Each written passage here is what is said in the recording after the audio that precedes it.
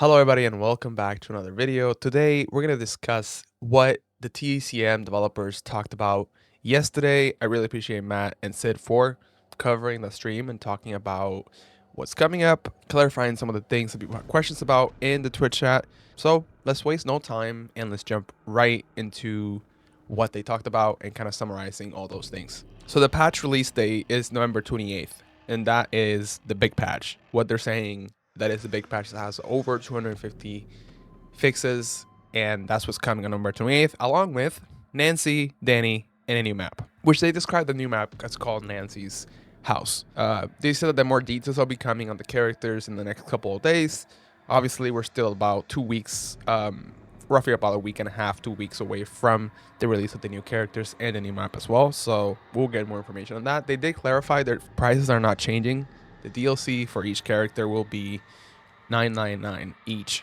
Nancy, obviously, and Danny will have their own abilities, their own skill trees, their own perks, all of that. With that being said, that is kind of the biggest thing that they announced. Obviously, people are very anxiously waiting for this new DLC, for the new characters to be able to play them. So they're coming November 28th along with a big patch along with that. So let's move into the other things that they discussed about. Shirtless Johnny obviously is coming. There's no date yet, but we have skin for the cook and other characters coming soon. No date yet, but they're coming. Those are the new content things that are coming on November 28th. Now let's move into the balance fixes and some of the other fixes that they covered in this live stream. This is a big one. Victims are now starting with a 60-second cooldown across all their abilities. So no more tackling Bilba right off the bat. And Connie no more working on the lockpicks and opening the door right off the bat. So you have to wait 60 seconds, a whole minute, to be able to use your abilities. This applies to all the victims.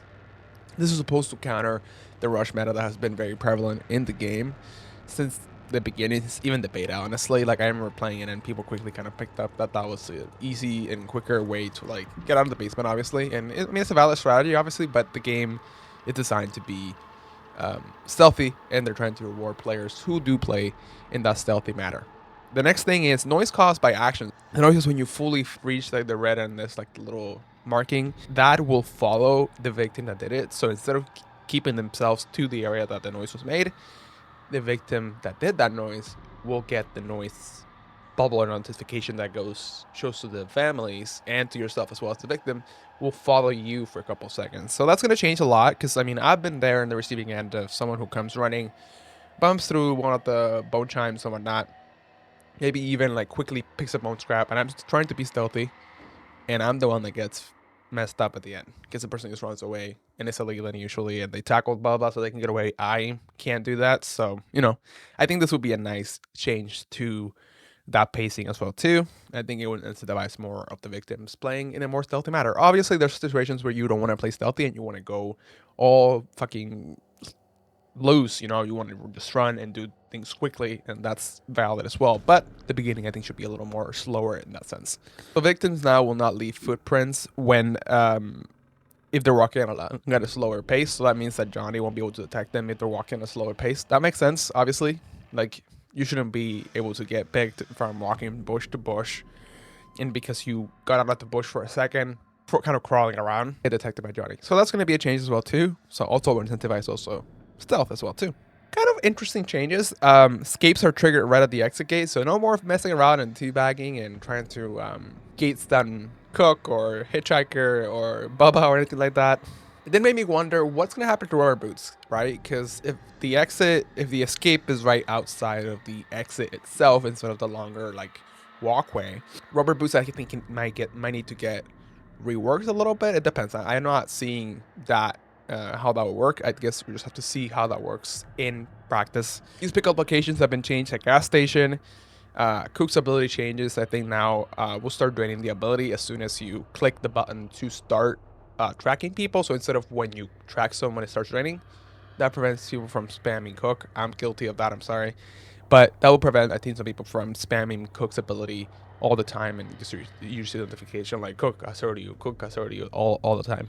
Some changes to post XP matches and values somewhat. They did explain that there was some issue where sometimes the family will get rewarded as if all the victims were killed when they weren't. So obviously that's an issue because you're being rewarded for things that you didn't do.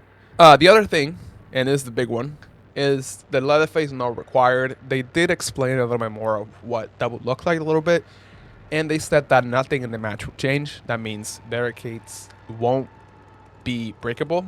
They're still going to be there. You're going to have to deal with that. Obviously, that means that you can't fully and completely break the crawl spaces, so victims can keep opening.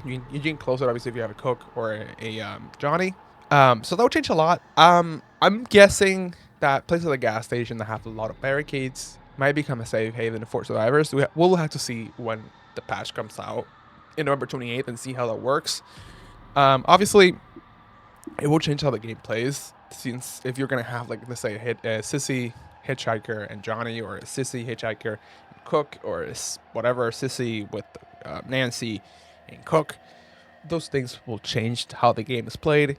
Some things might be, a situation where you might need Bubba, if you're someone who likes playing at Bubba. Obviously, like, they just lifted the requirement. It doesn't mean that you can't pick Bubba. You can still pick him. So I think it's more like a strategy, I guess, too.